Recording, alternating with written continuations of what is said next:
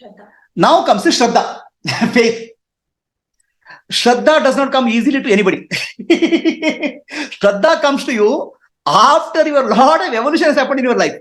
You have seen everything. Bahunam Janmanamante. Many lifetimes have gone. You have seen everything possible. And you have evolved to such a level, you understand nothing is working out. None of these belief systems, none of this happiness, getting happiness from the outer world is happening. So then question comes, can I do an inner journey to find who am I? So now, the inner journey you don't know. There's a deep feeling that something infinite is there in me. Ananta is there in me. The self is infinite. There's a deep feeling, intuitive feeling. But I have not recognized it. So that is unseen. Unseen means I have not realized it. And world I have seen. Whatever world I have seen, it's not giving me benefit. Guruji, Kannada. No, wait. It's English only. What I have seen is not giving me benefit. And what I have not seen, there's a gap. Seen to unseen, there's a gap. Right? Something I have seen doesn't work. Something I have not seen, I don't know where it is.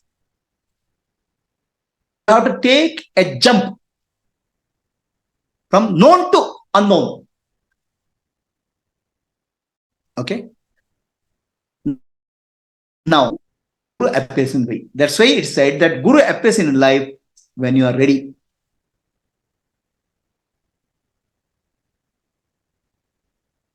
That is the time existence itself or Ishvara himself will come in the form of Guru. And it's not you have found the Guru. Guru will appear in your life. Existence will provide you Guru. That's why Guru will appear in your life at that time. Done. Okay. So, please understand. Now, Guru is giving another belief. No. Because it's coming from existence, you will have a trust in the Guru. It's not a belief in the Guru. It is not. That trust in the Guru has come because you have verified all the belief systems. You understand this doesn't work. So, you have done a verification. Then, inherently, there is a trust in the Guru. Because Guru is also part of the existence. This Guru is not a part of society. A Guru who has realized is not a society. He comes and there's a trust. That's where Guru has appeared in your life and you have a trust in your trust. And that translates into faith. Faith from unknown to known to unknown, I can make a jump. So this is called Shraddha. With the help of Guru, with the help of scripture, I can make a jump. That's called Shraddha. So unknown is not a belief. Unknown, you know. Intuitively, you know that there is something infinite in me. That's why your whole of your life you have been searching. Unknown is not a belief. Unknown is you. So is unknown also a belief? No. You know yourself. No. Who stops you from knowing? I am consciousness. I am its existence. All of your life you are searching for happiness. Because happiness intuitively is your nature. Unknown is not unknown. Unknown is calling you. I want happiness.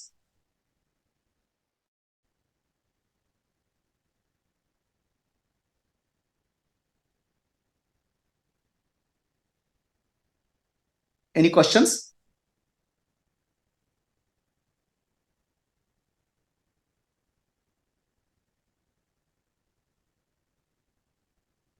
The me is an illusion. And the body, mind, and intellect is an illusion. Okay? So, it has to start with the belief until I realize it's illusion. So, the me has tried out, the ego or me has tried out all of the things given by society. The moment it sees a realized master, the Atma, inner self, Guru, inner Guru, and outer Guru, when they come face to face, there's a trust developed. So deep inside is a trust, it's not a belief. Ego may call it as a belief, but it's really a trust, and that trust inner trust. For the sake of ego, we'll say it's a faith. But really it's a trust. Existence has brought you the Guru in your life.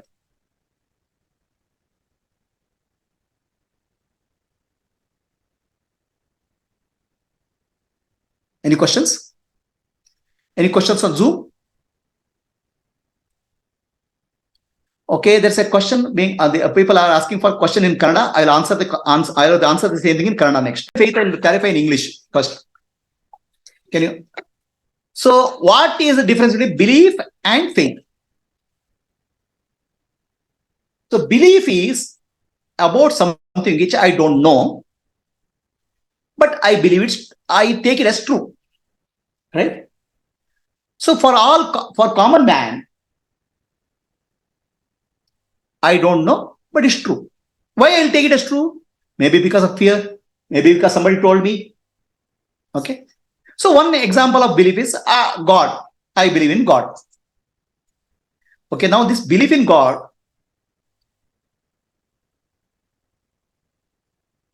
I believe in God. I don't know what is God, but I believe, because if I don't believe in God, something bad may happen to me.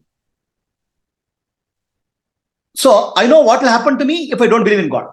Some danger. So I believe in God. Okay.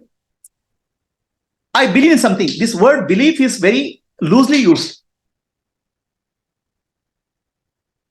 And for me, I don't know about God, but I believe because it will help my life.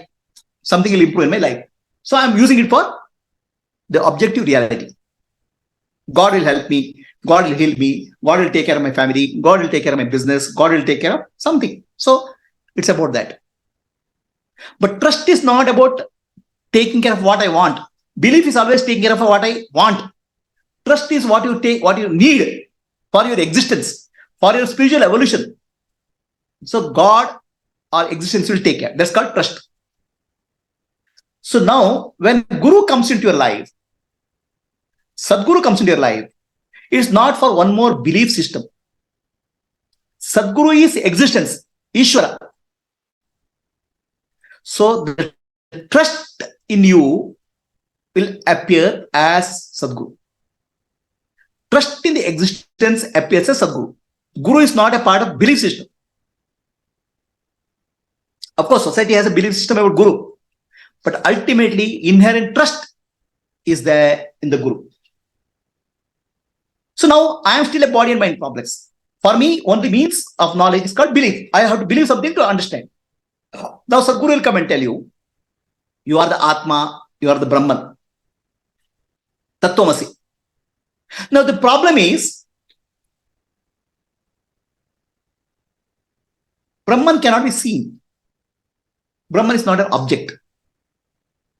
Belief is always about something which I can get.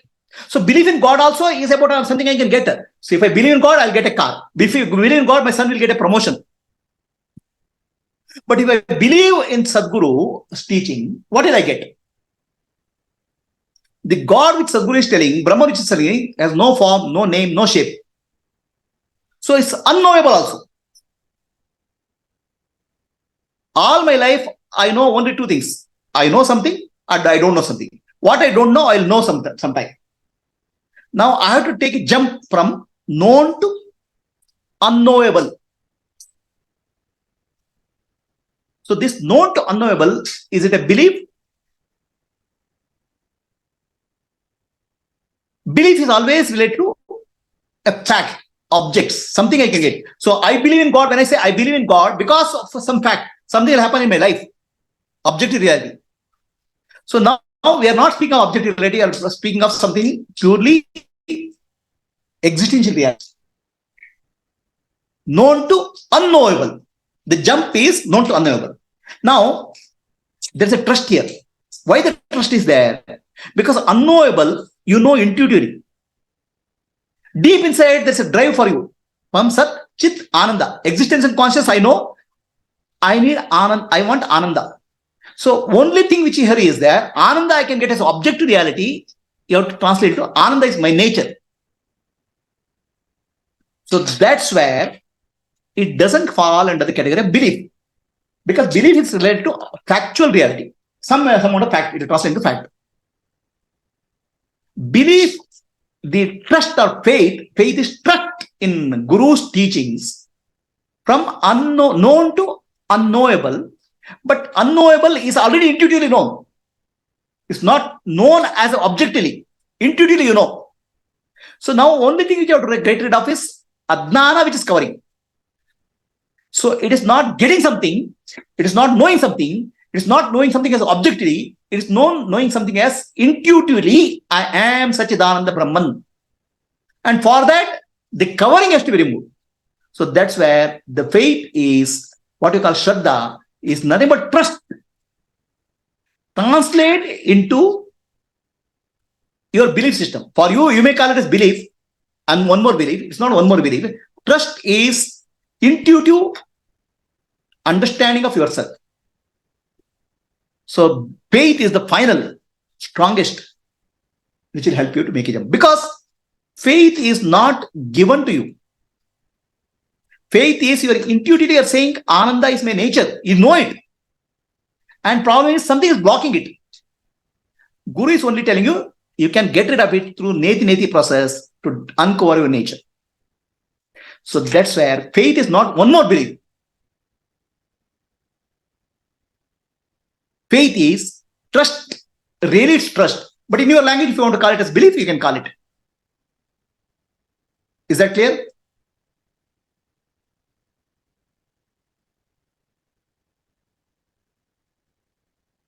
Yes, sir, no?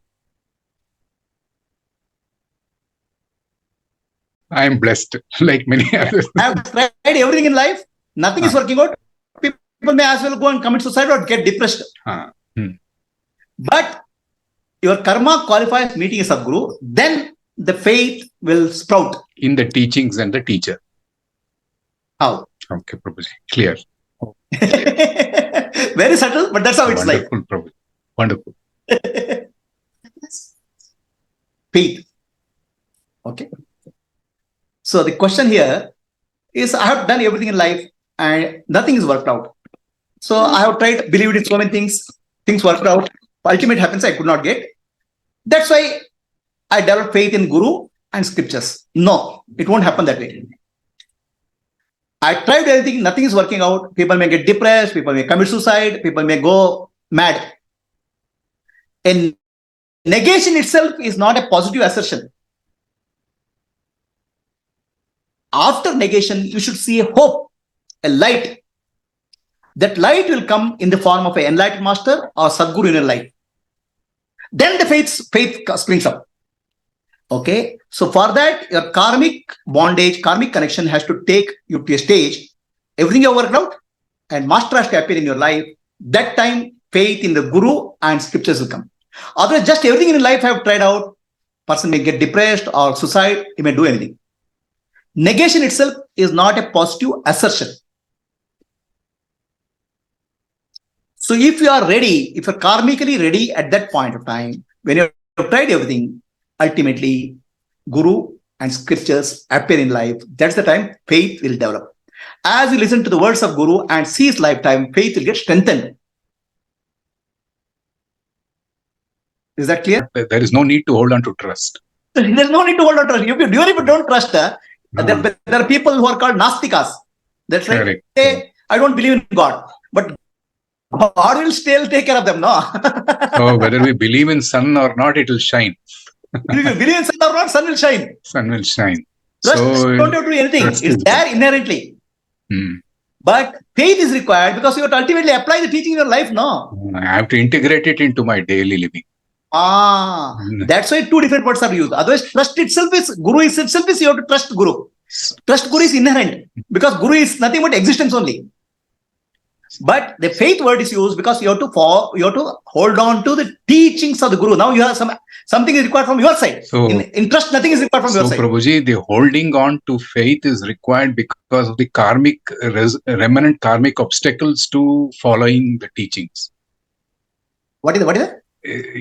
I hear the teachings from my master. So I need to hold on to faith because when I try to apply, I still encounter obstacles because of my karmic impressions. Till such time, I have to hold on. Otherwise, it will drop. I will drop it. What will drop? the faith will drop. Why faith should drop? No, I'm saying because we encounter obstacles even after coming to the master in applying the teaching. Teaching is there, master is there. But while applying the teaching in my daily life, I encounter obstacles because of my remnant karmic obstacles. Correct. It is my own karma's obstacles that are blocking me from imbibing 100%. Till that 100% integration happens, faith, I have to hold on to faith. You have to hold on to faith. Then there's no difference between faith and trust. Then you can say, use the word trust.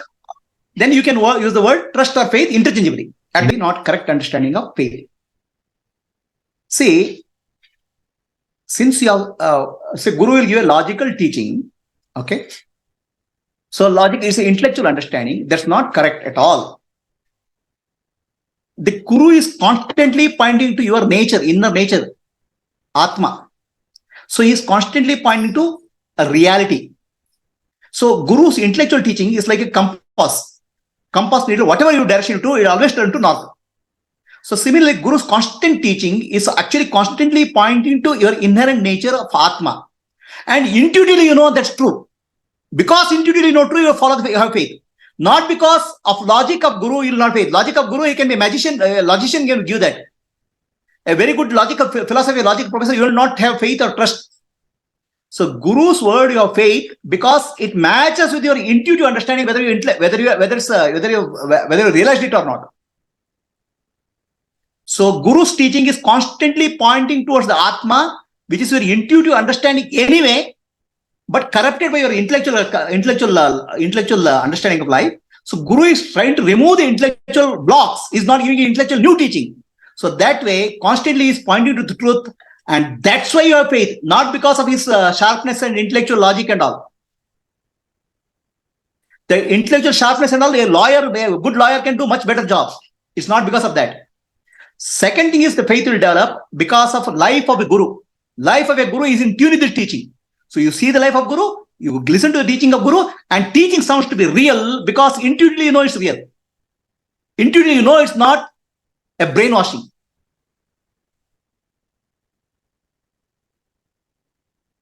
Is that clear or not clear?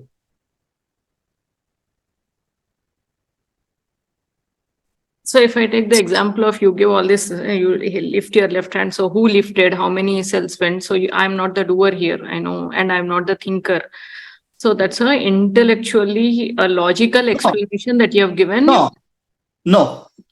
The same logical explanation you go to a philosopher, he'll give, but you'll not stick there. Because what I'm pointing to you, the logical fallacy I'm pointing to you to point out the reality of what's happening.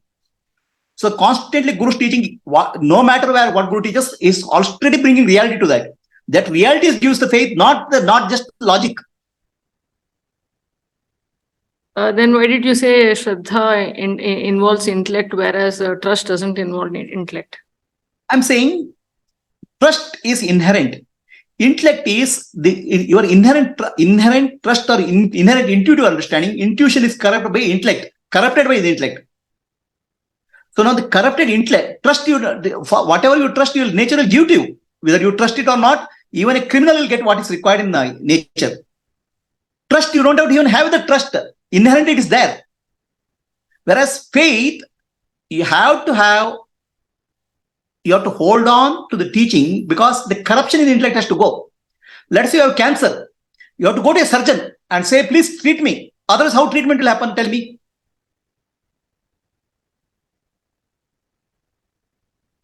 So that's why you have to surrender to the Guru. Tadvidhi pranipatena pariprashnena parisevaya. If you say, oh, okay, I have intellect, I know all this logic, then nothing will work.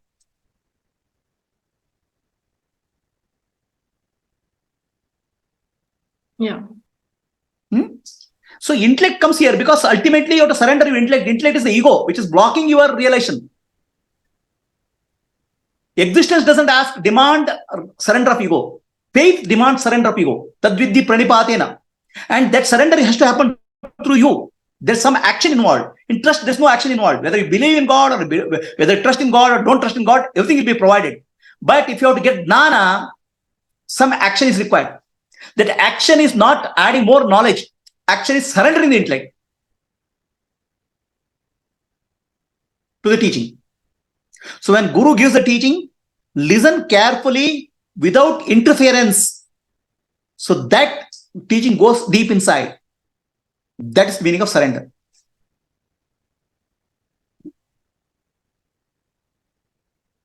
Any further questions? Yeah, if Guru is teaching something, I know this, I have read in this book, I have read in this scripture, this I know already. Then what are you listening? If Guru is teaching something, you are constantly commenting on something, or constantly your mind is going somewhere, then where is the teaching? When you listen to the Guru, so attentively listen, Guru, every word you hear, it goes into heart. That's called Shravana. Now, is every word going to heart or brain or going out? That I don't know. Listen to in such attentiveness.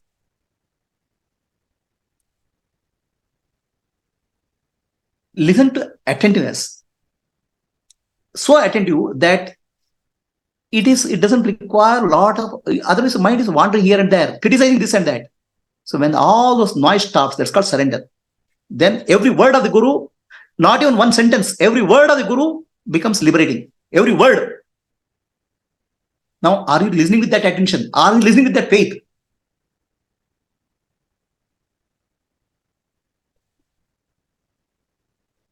That is the meaning of faith. That is the meaning of faith. Tadviddi pranipatena pariprashnena sevaya. So, what is the word difference? There are three words I have said. Now, belief, faith, and shraddha. The shraddha means? See, I have full faith in God, but my mind is running away. I am saying, when you have full faith, how can your mind run somewhere? When the mind is seeing so much truth sitting in front of you, how the mind can run? When Guru's words are nothing but God's words, if God is standing in front of your mind, will run somewhere? Then how mind will run somewhere? Mind will always run for somewhere where they're seeking happiness. When the teaching is happening, how mind can run somewhere? If the mind is running somewhere, that means there's no focus on the teaching. That means there's no faith, full faith. If the mind is always, the nature of mind is to go to the infinite source of happiness. Mind is always seeking happiness. If mind is finding that this is the source of happiness, gives me happiness, how the mind can go anywhere? Mind will go here and there because it's seeking happiness from there. So if you see that Guru's words or the teaching of Upanishad gives you the infinite happiness, then mind will not move. And every word will go deep inside. That's meaning of tadviddi pranipatena pariprashnena. Surrender. Complete surrender will happen. There's nothing else. The entire thing, words will go deep inside. If it's going somewhere else, that means the mind is seeking happiness somewhere else. All of them will happen simultaneously, Gayatri. Okay. See, will you surrender to somebody whom you don't, the trust is not there? Is it possible? Yes or no? You tell me.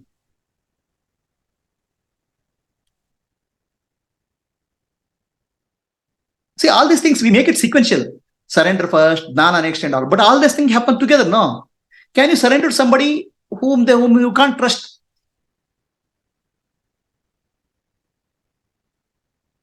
Okay? So we'll close for the day. Hari Om. Hari Om, Prabhuji. Wonderful, Prabhuji. Prabhuji, words are nimitta. I'll tell you. It is not that you are addressing my intellect. No. You are addressing my Guru Atma. is not at all addressing your intellect. Okay? If you are teaching that Guru is giving intellectual teaching, your complete understanding spiritual is wrong. See, Guru is constantly addressing your Atma, Jivatma. So the preparation I need when I come to the teacher and teaching is to arrive as Atma, not as my arrive as intellect. Jivatma. See, ultimately teaching is for Jivatma. Atma doesn't require any teaching. You come as Jivatma, and Guru is always teaching to Jivatma. He is not teaching to intellect. If he is teaching to intellect, he is a philosophy professor. Okay. Okay. Please understand, if you are thinking that Guru is teaching to my intellect, your understanding is false. See, Guru is constantly trying to remove the blocks in the intellect. Okay? So that he is addressing the Atma, Jivatma. Now, if you are thinking that, oh, Guru is my teaching is intellectual, then your understanding of spiritual teaching is false. Yeah. So one way for intellectual teaching, you can take a master's degree or PhD degree in philosophy. Correct. You will get a lot of intellectual teaching. Nothing works. Guru is not at all teaching your intellect, not at all teaching your mind. He is constantly trying to address your Jivatma. And he wants you to see eye to eye because he wants to enter into you. And when Guru is teaching your eyes are somewhere, your ears are somewhere, then he feels that he is disconnected. He is entering into you. His teachings are penetrating you. His teachers are penetrating the intellect. Intellect is blocking. Okay? All prakriyas are to remove the blocks in the intellect. That's all. It's not intellectual exercise. If an intellectual exercise is required, you can go to a philosophy class. Good philosophy learn. A Nyaya class. People are so good in Nyaya that you will understand beautiful Nyaya, but nothing will happen. The spirituality is not at all teaching intellect. Intellect is becoming block. Guru is trying to teach examples, stories, he is trying to penetrate the intellect. So in a way, the teaching applies a higher logic to shatter the patterns of the transactional logic that it applies a higher logic, which is constantly pointing to Atma and it is hardened actually. That's why it's operating at two level, at transaction level, and it's pointing to higher level. So that's where the logic is operating. Please understand, a realized master never teaches mind or intellect. See, so can I understand it this? Can I understand it this way, Prabhuji? The teaching is not to convince the intellect, but to shatter the pattern of the intellect. The teaching is not for convincing the intellect. The teaching is not to show the smartness of the Guru in logic. The teaching is to remove the Guru is trying to find a way to remove the block so that he can penetrate, touch your heart. Okay. Wonderful. Okay? And that's where very, very attentive listening, non-critical. Non-critical means in tune with reality, it will help you immensely. Okay? Hari Om. Hari Om, Prabhuji.